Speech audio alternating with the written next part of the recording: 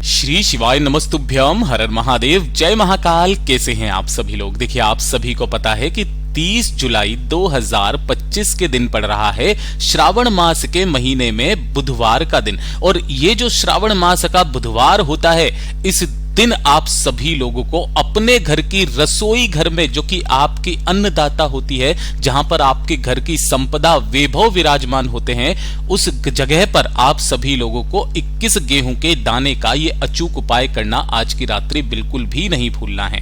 गुरुदेव की कथा से सुन करके और समझ करके पूरे उपाय को बहुत आसान भाषा में आप सभी लोगों को बताऊंगा। परंतु उससे पहले आप सबसे बस एक छोटी सी प्रार्थना करूंगा कि जो लोग पहली बार आए हैं ना, चैनल को सब्सक्राइब जरूर कीजिएगा और वीडियो को लाइक करके देव आदिदेव महादेव का कोई सा भी प्यारा नाम कमेंट बॉक्स में लिखना मत भूलिएगा। इस पूरे वीडियो में हम 4 महा उपायों के बारे में बात करेंगे, जो कि आपको इस श्रावण मास यानी कि सावन के बुधवार के दिन करने हैं। तो ध्यान से सुनना है और समझने की कोशिश करना है किस समय पर आपको ये उपाय करना है। सब कुछ आपको लिखते चले जाना है, नोट करते चले जाना है। सबसे पहले बात करते हैं हमारे पहले वाले उपाय। गेहूं के 21 दानों से करना होता है। किन लोगों को करना है, ये चीज ध्यान से सुनना। अगर आपके घर में पैसों को लेकर के यानी कि धन को लेकर के समस्याएं काफी ज्यादा है, मतलब अगर आपकी कोई दुकान है, कोई फैक्ट्री है, कोई व्यापार है, कुछ भी है जो घाटे में जा रहा है, अच्छे से चल नहीं पा रहा है, या फिर आपकी तरक्की नहीं हो रही है, जिसकी वजह से घर में खर्चे बहुत ज्यादा बढ़ रहे हैं और इतने ज्यादा खर्चे हैं कि पैसा बिल्कुल भी बचता नहीं है। कर्ज भी ले लिया, कर्ज चुकता नहीं हो रहा, लोन चल रहा है, वो भी चुकता नहीं हो रहा है, कष्ट में जीवन बीत रहा है। पैसों को लेकर के, धन को लेकर के आपको लगता है माता लक्ष्मी जी आपसे रूठी हुई है, पैसा बिल्कुल बचता ही नहीं है। उन लोगों को आपको अपने घर पर रात्रि के समय ये उपाय करना है। बुधवार की रात्रि को करना क्या है, एक कटोरी लेना, जो भी आपके पास में मिल जाए। जरूरी नहीं है कि मैंने यहाँ पर आपको स्टील की कटोरी बताई, गुरुजी ने कहा एक प्याला सा ले लेना, चाहे कांच का, चाहे आपके पास में जो भी धातु का पात्र है उसे ले लेना, ठीक है। और इसके अंदर आपको 3 चीजें रखनी है। सबसे पहले नंबर पर आपको रखनी होंगी 21 गेहूं के दाने। ऐसे आखा दाने लेना, सुंदर सुंदर से, जो कहीं से भी खंडित ना हो। इसी के साथ में आपको लेना होगा एक सिक्का लक्ष्मी के तौर पर, कोई सा भी ले लेना, 1 रुपए का, 2 का, 5 का, 10 का, जो मिल जाए वो ले लेना। और सबसे महत्वपूर्ण चीज है एक बेलपत्र, ठीक है। वैसे तो पूज्य गुरुजी ने कहा कि अगर आप शिवालय जाएं तो वहां से एक बेलपत्र उठा करके लेकर के आ जाना, और अगर किसी कारणवश अगर आप नहीं लेकर के आ पा रहे हो तो आपके पास जो बेलपत्र रखा हुआ है आप उसे ले सकते हो, ठीक है। इन तीनों को आपको इसी कटोरी के अंदर रख देना है। अब जब भी बुधवार का दिन शाम के समय ठाकुर जी की जब आरती होती है ना, मतलब प्रदोष काल के समय पर, है ना, के बाद में, उसके बाद आपको ये उपाय करना है। लगभग 6:30 बजे शाम के, उसके बाद में आपको ये उपाय करना है ना, जब सूरज ढल जाए। इस कटोरी के अंदर आपको उन तीनों चीजों को रखना है। गेहूं के जो भी आपने दाने लिए हैं 21, एक बेलपत्र और एक सिक्का, इसी के अंदर रख लेना। दोनों हाथों में इसे लेकर के और अपने पूरे घर में घूम जाना, पूरे घर में।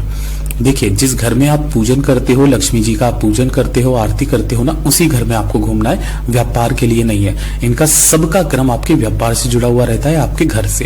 पूरे घर में घूमना, और घूम करके आपके घर पे जहां पर भी पानी पीने का स्थान होता है, परिंदा जिसे कहते हैं, ठीक है ना, अगर ये नहीं है तो आरओ सिस्टम लगा हुआ रहेगा, उसके पास में जाकर के आपको इस कटोरी को रख देना है पूरी रात के लिए। किस दिन, बुधवार के दिन, है ना, बुधवार के दिन पूरी रात भर के लिए इसे रख देना।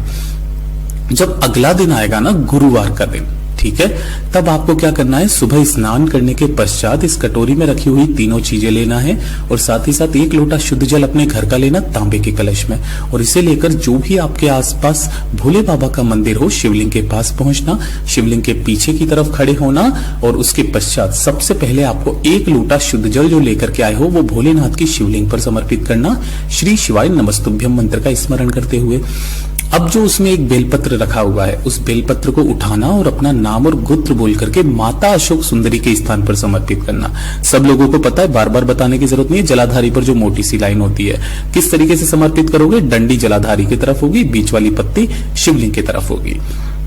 बेलपत्र यहां पर समर्पित करना है और अपने दाहिने हाथ में उन 21 गेहूं के दानों को लेना और अपनी जो कामना है धन से संबंधित उसकी कामना को करते हुए शिव जी की शिवलिंग के ठीक शीर्ष पर आपको समर्पित कर देना है, बिल्कुल ऊपर की तरफ यहां पर। ठीक है, 21 गेहूं के दाने यहां पर समर्पित करना और जो एक सिक्का है वो किसी भी जरूरतमंद आदमी को आपको दे देना है ना। अब अगर जरूरतमंद आदमी को देने में थोड़ी सी शर्म आती है, काफी सारे लोग कहते हैं 1 रुपया 2 रुपया क्या देंगे, तो आप उसके साथ में और भी चीजें दे सकते हो। आप 21 दे दीजिए, 51 दे दीजिए, 101 दे दीजिए। ठीक है, इस तरीके से करने के पश्चात आपको क्या करना है, बाबा से विनती और कामना करने के बाद ये जो शिवलिंग पर आपने 21 गेहूं के दाने चढ़ाए थे, इनमें से 7 गेहूं के दाने आपको उठा लेना है और उठा करके किसी भी एक लाल कपड़े में बांध करके, छोटा सा रुमाल ले लो या कुछ भी ले लो, लाल कपड़े में बांध करके अपने घर के मंदिर में रख देना। किसी भी एक बुधवार के दिन कर लेना, आपके घर में रिद्धि सिद्धि गणेश का वास होगा, साथ ही साथ माता लक्ष्मी जी का आगमन होगा। पूज्य गुरु जी का बहुत अद्भुत और अचूक उपाय है, जरूर कीजिएगा। और ये दूसरे नंबर का उपाय, बुधवार का सबसे खास और विशेष उपाय। पूज्य गुरु जी ने कहा आपके कार्य जो है वो बनते नहीं है, कार्यों में बाधाएं बहुत ज्यादा आती है, कार्यों में देरी बहुत ज्यादा हो रही होती है, चाहे कोर्ट कचहरी का काम हो, चाहे आपके व्यापार का कार्य हो, चाहे आपकी शादी का कार्य हो, बनते ही नहीं है ना। हमेशा कोई ना कोई बाधाएं उत्पन्न हो जाती है, या फिर अगर आप कुछ करने भी जाते हो तो आपको सफलता नहीं मिलती है। तब आपको अपने किसी भी कार्य को बनाने के लिए पूज्य गुरुजी ने कहा था कि इस चने की दाल का उपाय बुधवार के दिन करना मत भूलिएगा। आपको इस तरीके से चने की दाल चाहिए। अब कितनी दाल चाहिए ये चीज ध्यान रखना, सबकी क्वांटिटी निश्चित है। आपके घर में जो भी सबसे छोटा लोटा हो ना, उस छोटे लोटे को लेना और इसके अंदर आपको उस चने की दाल से पूरा भर देना है। ठीक है, इसी के साथ में आपको चाहिए होंगी 2 सुपारी, एक भगवान गणेश के नाम की और एक माता गौरा के नाम की। 2 सुपारी अपनी कामना कह करके इसी कलश के ऊपर आपको वो भी रख देना है और साथ ही साथ लेना है एक सिक्का, चाहे कोई सा भी, ठीक है ना। तो उस एक सिक्के को भी आपको इसी चावल मतलब जो चने की दाल ली है इसी के ऊपर रख देना है।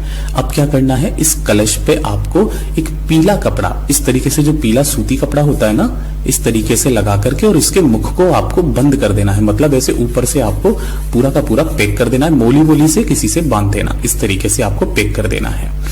अब ये जो कलश आपने बुधवार के दिन चाहे सुबह चाहे शाम जब भी आपने किया है ना, आपको इसे उठा करके अपने घर के मंदिर में रखना है। इस तरीके से भोलेनाथ जी के सामने रख देना, भगवान गणेश जी के सामने आपको इसे रख देना है जिसके ऊपर आपने पीला कपड़ा डाला हुआ है। ठीक है, अब आपको क्या करना है, यहाँ पर पूजन करना है भगवान गणेश जी का, महादेव जी का, साथ ही साथ इस कलश का भी आपको पूजन कर लेना है स्वस्तिक वगैरह बना करके हल्दी रोली कुमकुम से, और यहीं बैठ करके आपको एक दीपक सम्मुख में जला देना है। जो भी पूजा पाठ अर्चना करोगे करने के पश्चात अपनी मनोकामना यहाँ पर आपको मन में कहनी है। इस चीज का ध्यान रखना, जब जैसे ही आप यहाँ पर पूजा करके संपन्न हो जाएंगे, मतलब सब कुछ कर लेंगे ना, उसके बाद में एक नियम है इस वाले उपाय का, आपको मौन धारण करके रखना है। ठीक है ना, फिर आपको एक शब्द भी नहीं बोलना है।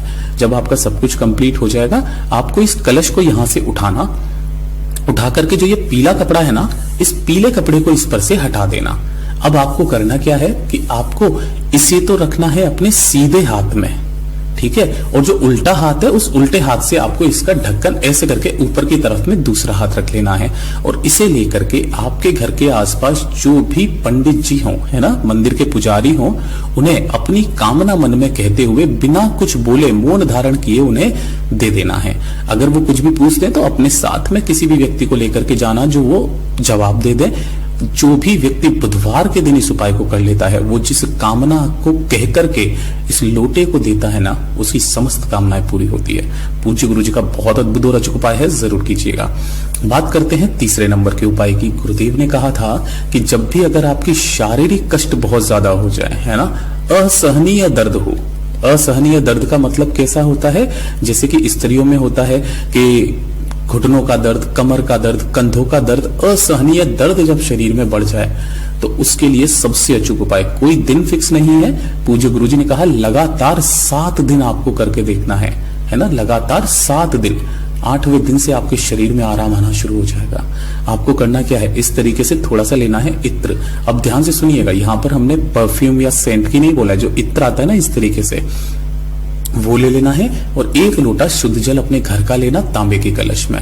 ठीक है, इसी के अंदर आपको इत्र की 2 से 4 बूंदे मात्र आपको डालनी है, ज्यादा नहीं डालनी है। ठीक, और इस इत्र वाले जल को लेकर के शिवालय पहुंचना, शिवलिंग के पास में। यहाँ आपको शिव जी के पीछे की तरफ में खड़े हो जाना है, जिससे आपका मुख उत्तर दिशा की तरफ में हो जाएगा। दोनों हाथों में उस कलश को पकड़ना, अपना नाम और गोत्र बोल करके, है ना, अवधूतेश्वर महादेव के नाम से। किनके नाम से? अवधूतेश्वर महादेव के नाम से आपको इस संपूर्ण जल को शिवलिंग पर एक धारी से समर्पित करना है। जो भी जल जलाधारी से बह करके नीचे की तरफ आकर के गिरे, उस जल को रोक लेना और इसे लेकर के घर पे आ जाना अपनी कामना कह करके। घर पे आने के पश्चात आपके शरीर में जिस अंग पर भी दर्द होता है, उस जगह पर आपको अवधूतेश्वर महादेव का नाम लेकर के इस जल को लगाना है और इसी जल का आपको आचमन कर लेना है। लगातार 7 दिन करके देख लेना, 8वें दिन से आपको आराम आना चालू हो जाएगा। ये शिव तत्व है। पूज्य गुरु जी के सभी उपाय बहुत ही ज्यादा खास और अद्भुत जरूर कीजिएगा। वीडियो पसंद आए तो लाइक जरूर करना, चैनल को सब्सक्राइब जरूर कीजिएगा। मैं आपसे मिलता हूं अगली वीडियो में, तब तक के लिए ओम नमः शिवाय, हर हर महादेव, जय महाकाल।